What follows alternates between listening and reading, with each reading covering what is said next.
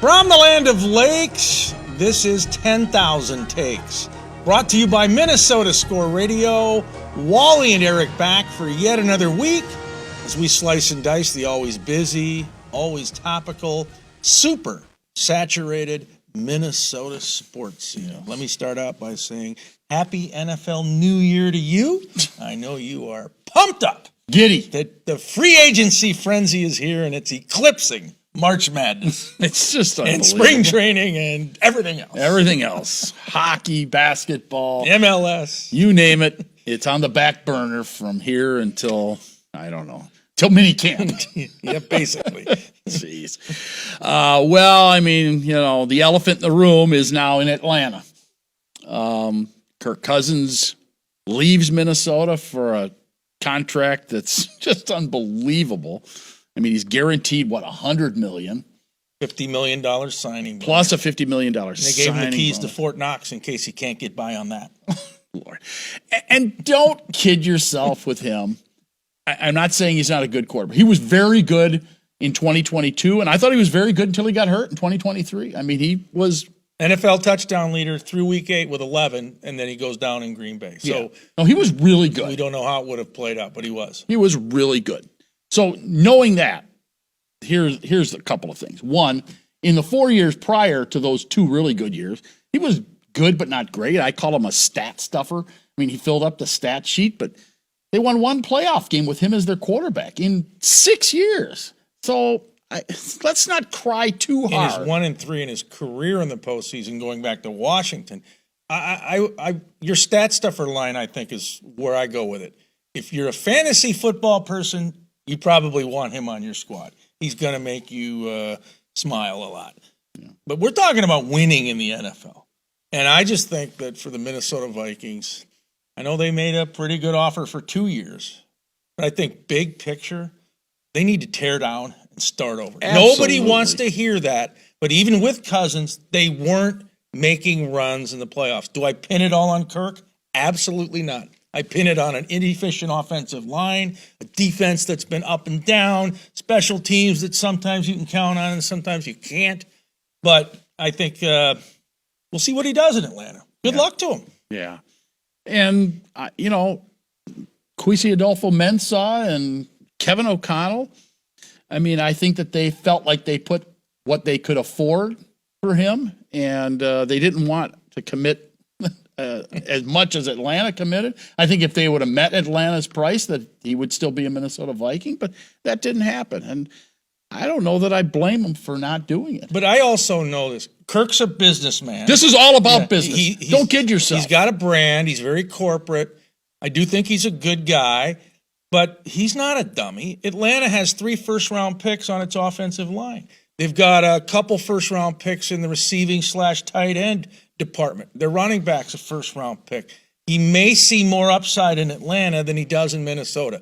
But the bottom line is Atlanta forked out a lot of dough, and he says, I'll take it. I'll come live in Georgia. Oh, absolutely. You probably would, too. Well, I probably would. For $180 million? What are you kidding? That's ridiculous. Look, and he's playing in a stadium very similar. It's retractable roof, but basically a dome down there. Yeah. So he doesn't have to worry about weather. No. And look, I just don't think that Kirk Cousins really, as a competitor when he's on the field, sure, he cares whether he wins or loses. But he doesn't care whether he wins a Super Bowl. He cares whether he's going to get paid. And that's all this was anyway. This is just a business decision. He's a businessman. As you said, he's his own product, and he felt like I can make the most money doing this. Hey, you watch after the games, you see all the glad handing down on the field and the smiling and the hugging. I mean, I'm surprised they haven't started a campfire down there after games. It's ridiculous. The field turf would melt. Yeah. It's just, if you ask me, the good old days are gone, man. If you're hitching your wagon to your professional sports team right now, forget it. These guys don't care about you. They don't care about winning. They care about getting paid. The only time they care about winning is they compete. But whether they win or lose is insignificant to them. I really believe that. Well, it's hard to have that intense hunger and passion when you know, win or lose, when you pick up your check or get it direct deposited or got it. whatever, that you're getting a check with a ton of zeros. You know you're set. There's not that worry about, hey, I'm going to be in the soup line. The other thing about Kirk Cousins, I want to give the guy credit. Boy, does he have a sense of timing. You remember a few years ago when he was a free agent. Prettiest girl in the room, right? Best free agent on the market. Minnesota Vikings took it hook, line, and sinker. Goodbye, Case Keenum. Goodbye, Teddy Bridgewater. We've got our guy. We're going to win a Super Bowl. Didn't work out that way. Who's the prettiest girl in the room quarterback-wise this free agency period? It was him. Kirk Cousins. And Atlanta took it hook, line, and sinker. We'll see how it works out down there in the Peachtree City. Yeah, and especially after some of the other quarterbacks fell off the market. You know, knowing that Baker Mayfield was going back to Tampa. Who are some of the other ones? Russell Wilson went to Pittsburgh. Right. So knowing that, you know, that just upped the ante, and Atlanta stepped up, and the Vikings felt like, we'll have to go a different direction. So the Vikings go a different direction. And once again, that revolving door at the quarterback position keeps on spinning here in the bold north. And I know one thing. The Minnesota Vikings and the Atlanta Falcons, neither one of them will win the Super Bowl next season. Mark my words. Yeah, I'd probably take those odds. Yeah, me too. All right, stick around. We're going to transition from the Shield to the running courses here in the Twin Cities. We'll talk to somebody going to the Olympics to run the marathon. 10K takes your Captain Kirk ticket.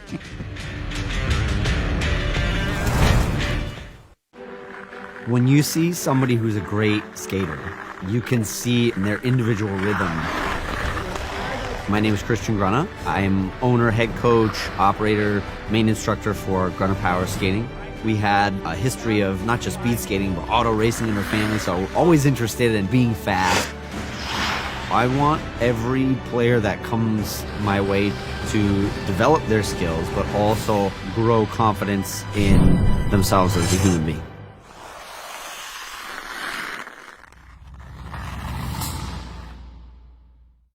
I've been meaning to give you these for many years. I think they're perfect.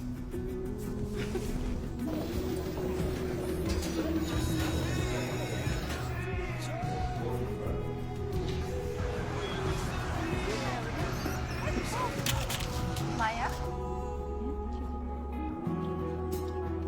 Oh, I love your earring. Why didn't you try these? It isn't just about vision, it's about care. Nobody cares for eyes more than Pearl. Get away to Lakeville, Minnesota, where your family will have tons of outdoor fun. Come for the nature and stay for the thrills. Bring the bikes, swimsuits, fishing poles, and walking shoes as Lakeville boasts trails, lakes, and beaches. Plan your itinerary at visitlakeville.org today. Welcome back. 10,000 takes rolling along. We're going to shift gears here and talk some U.S. Olympics. So the U.S. Olympic team headed to Paris this spring, or this summer rather, and we're going to have a Minnesotan representing the United States, of all things, in the marathon.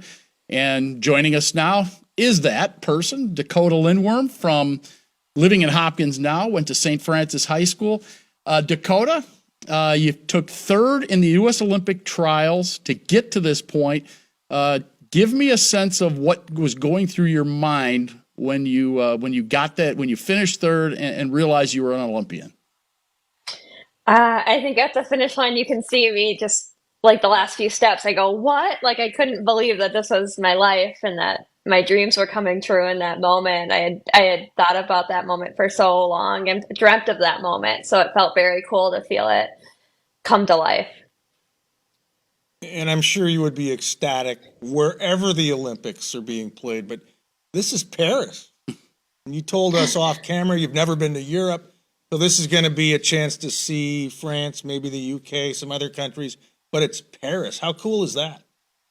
It's so cool. I've been telling people for like the last 4 years, like, oh shoot, if I make the 2024 Olympics, I got to go to Paris. Darn it.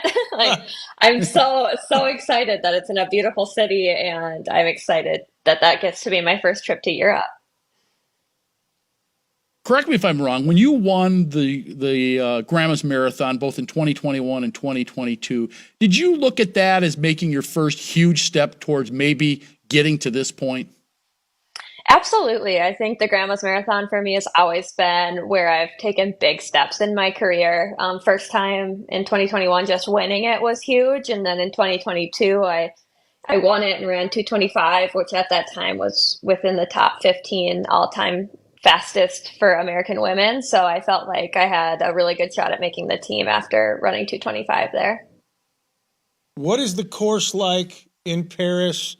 A lot of elevation gain, decline, relatively flat. How do you simulate your training here in Minnesota to replicate what you'll see in France?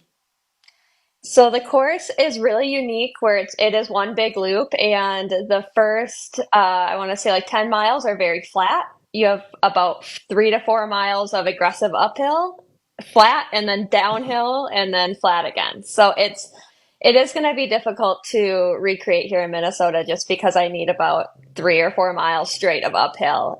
So I think I'll be doing a lot of that on the treadmill, unfortunately. On the treadmill and maybe in Colorado? I mean, are there places in the U.S. where you can train where that would help you, or do you have plans to do so? I certainly could go to other places to train, but luckily Minnesota and Paris have very similar climates. So I want to stay here so I can kind of recreate the climate effect because it will be very warm in France. So I want to make sure that I'm ready for the heat, most importantly. Would a place like Buck Hill serve a purpose? You do have a pretty good incline. That's a good idea. When I first moved back here, I lived not far from Buck Hill, so I could head back down there. Yeah, well, and if nothing else, I know they do a lot of that summer skiing with the fake snow and whatever else they have going on at Buck Hill. I understand, speaking of snow and ice, that you played goalie and you played hockey in high school. Is that true? And how did you make the transition from playing goalie to being a marathon runner?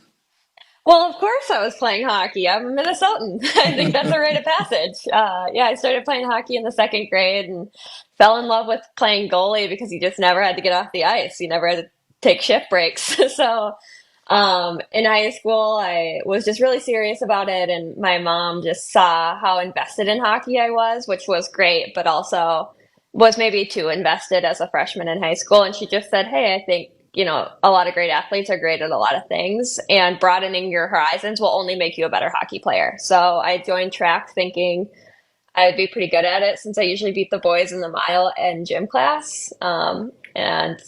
My first year as a freshman on the track team, I took last in a lot of those races, but really put a chip on my shoulder and made me want to get better at it. Break down the training routine for a marathon. I think sometimes people think, oh, they're running 26 plus miles every day. But we know it's not that way. It goes in stages, doesn't it? You're building up to the 26, am I right? Absolutely. You build up pretty slow. I'm a high mileage marathoner, so I'll get up to 130 miles a week. So I'm doing, somewhere between 18 to 19 miles a day in doubles, but you don't just go out and run 26 miles every day. I'll do one 26 miler throughout the build. And I understand that you haven't run, in compared to some of the other marathoners who run in this race in the Olympics, that you're a relative newcomer, that you've only run, 15, 20 marathons total? And that's not a lot compared to some of these athletes you'll be competing against. Am I right? I've run a lot for my age, so I'll be probably one of the youngest to qualify. 28's a very young marathoner. Typically, women start to hit their stride somewhere between 30 to 35. But yeah, I've got a lot of learning left to do for sure. Where is the coolest marathon you've run so far? I'm a hometown girl. I love my Duluth Grandma's Marathon. You can't beat that. Tell us about that course. It's so beautiful because when you start, you're kind of in the middle of the woods. There's nobody there. That's when you feel good and it's nice and quiet. And then you come up by the beautiful lake, still when you're feeling good early in the marathon, and you can see the lift bridge from like 18 miles to go, and it's tragic, but it's amazing. But as you go down the course, there becomes more and more people. And once you get into Duluth, where you're really hurting late in a marathon, you've got the best crowd support I've ever experienced. You mentioned the heat in Paris in the summer. We had the Twin Cities Marathon last October canceled because of heat. So is it going to be a grind? More than usual? I mean, 26 miles is a grind, but the heat, it's got to play a factor, right?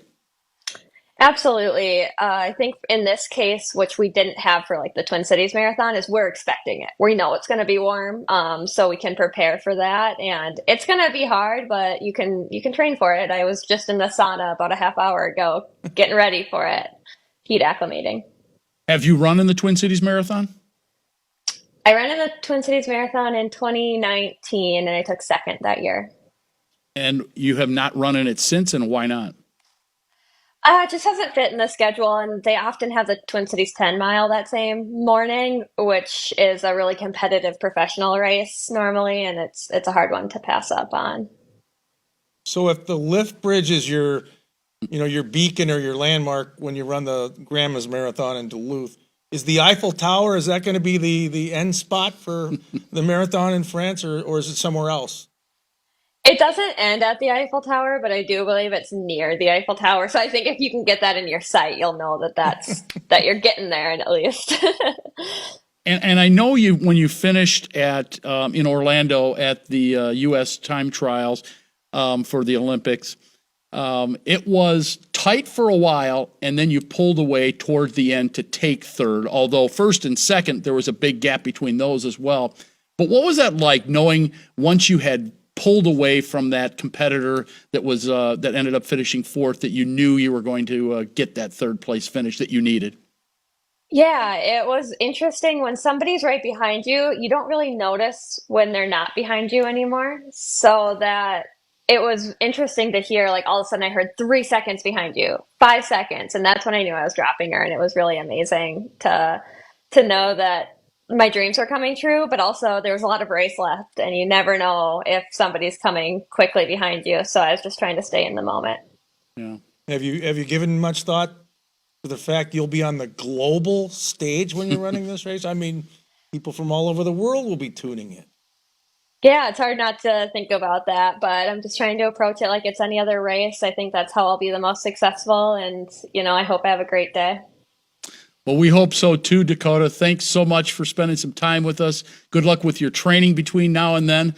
And when you come home, we want to have you on again, whether you take a medal or whether you just beat some of your own personal times. We'd love to have you back.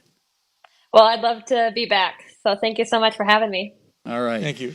She is Dakotah Lindwurm. She is a U.S. Olympian in the marathon, and she's headed to Paris this summer. Stay with us. More here on 10,000 Takes after this time. Let your adventure begin in Lakeville, Minnesota. We have over 90 places to grab a bite to eat, and we're close to the Mall of America, Valley Fair, and the Minnesota Zoo, plus hotel packages and great rates. Visit Lakeville. We're serious about fun all year round. When you see somebody who's a great skater, you can see in their individual rhythm. My name is Christian Grunna. I'm owner, head coach, operator, main instructor for Grunna Power Skating. We had a history of not just speed skating, but auto racing in our family, so always interested in being fast. I want every player that comes my way to develop their skills, but also grow confidence in themselves as a human being.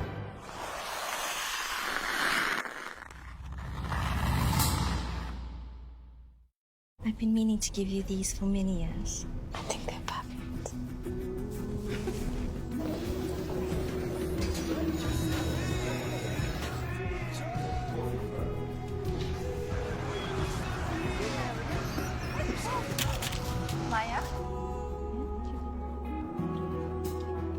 Oh, I love your earring. Why didn't you try these? It isn't just about vision, it's about care. Nobody cares for eyes more than Pearl.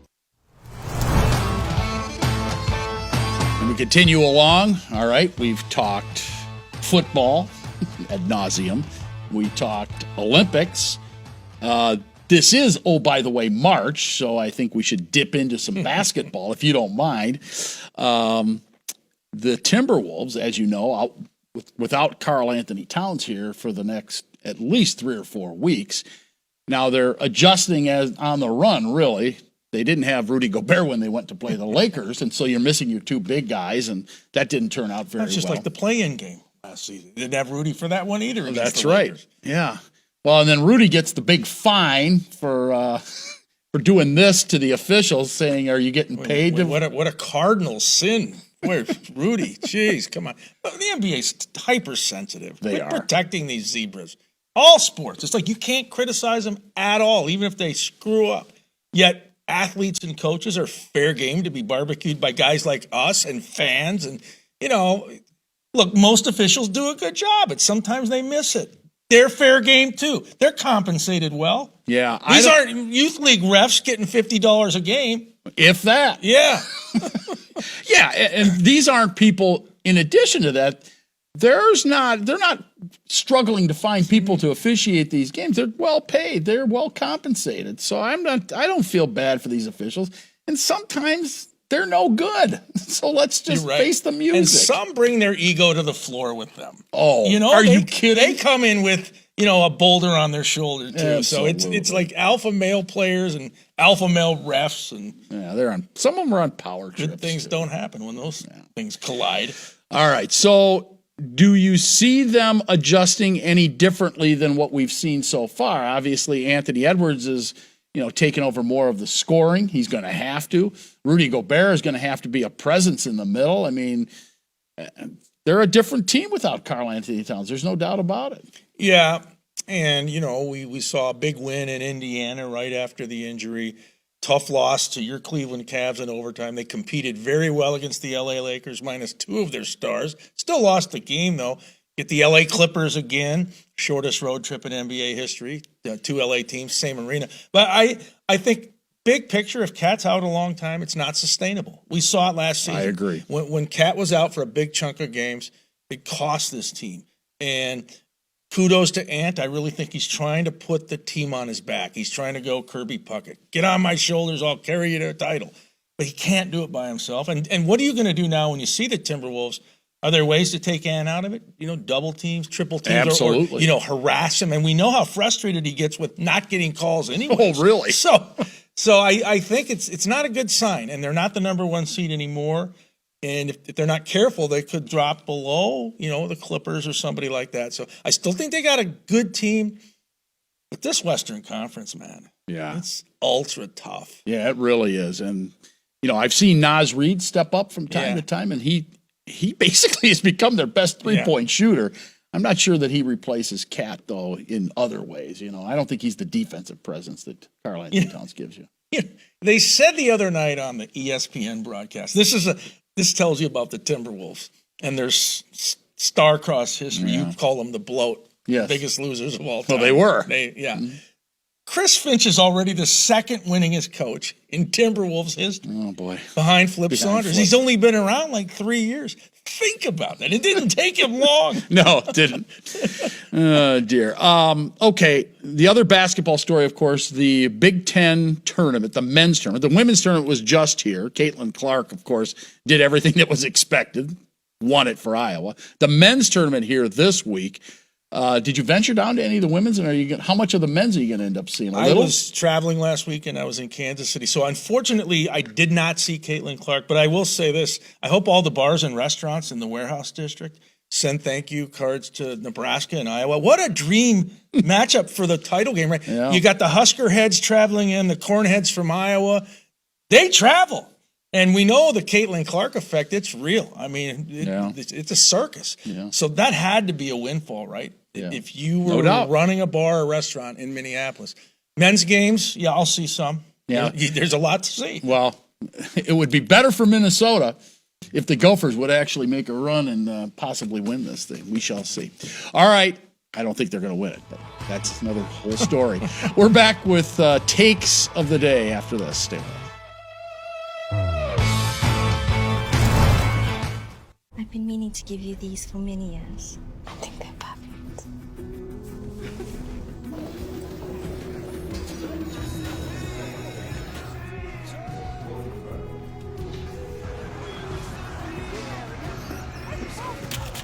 Maya? Oh, I love your earring. Why didn't you try these? It isn't just about vision, it's about care.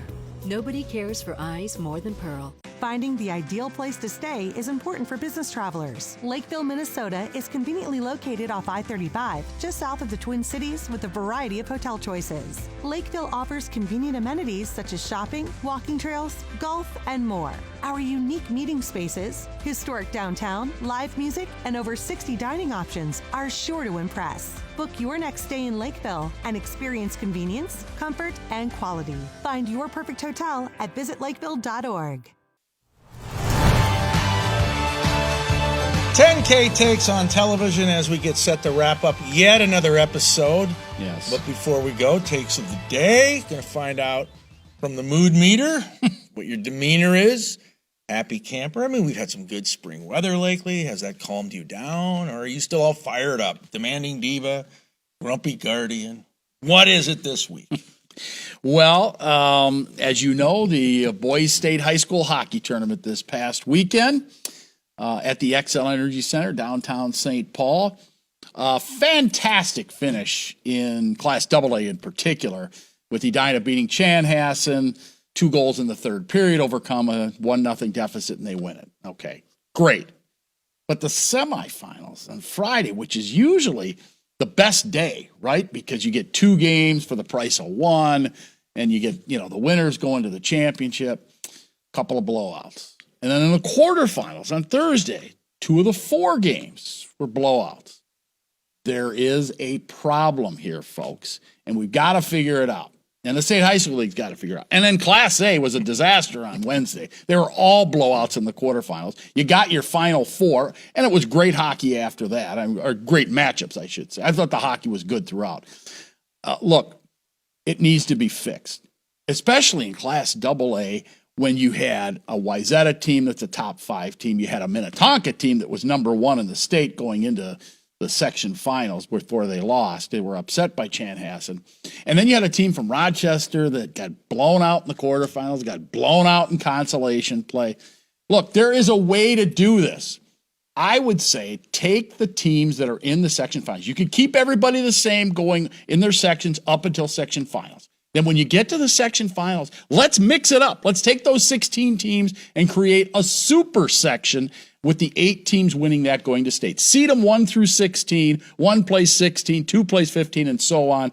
And then the 8 teams that win that go to state. I think you'd have a much better state tournament, particularly on day 1. Now, we had a couple of good games on day 1, but we had blowout galore in Class A and 2 blowouts in game in AA as well. So fix it, State High School League. It's not that difficult. It really isn't. And this is a great event that needs to even get better. All right, let's check that mood meter. Demanding diva. Sorry, man. Calling out the high school league as he does often. Yes. All right, well, my take of the day, I was in Kansas City a few days ago, and I was with a group of kids. We were at a football tournament, 7-on-7 down there. Of course you were. I said, you know what? We have some spare time. I'm going to show these kids Arrowhead and Kauffman Stadium. And we were on their way to see the venues. And north of Kansas City, right out 529, I see a facility all the way up. Yeah, CPKC Stadium. And it blew me away. And I saw it at night, and the colors were fantastic. And I said, what is that? Well, what that is home of the Kansas City Current National Women's Soccer League, going to open up later this month. Capacity 11,500. First pro soccer venue on earth built specifically for women. Wow. The architecture, as you can tell, cool, unique looking.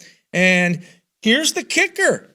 Privately financed. $70 million. They didn't take a tin cup out and beg the taxpayers to build this thing. So good job, Kansas City Current. And on that note, we got to FedEx out our thank yous. David Weld, Paul Langfellow, Rocky, Dakotah Lindwurm. For Wally, I'm Eric saying so long. This is 10K Takes, your sports ticket.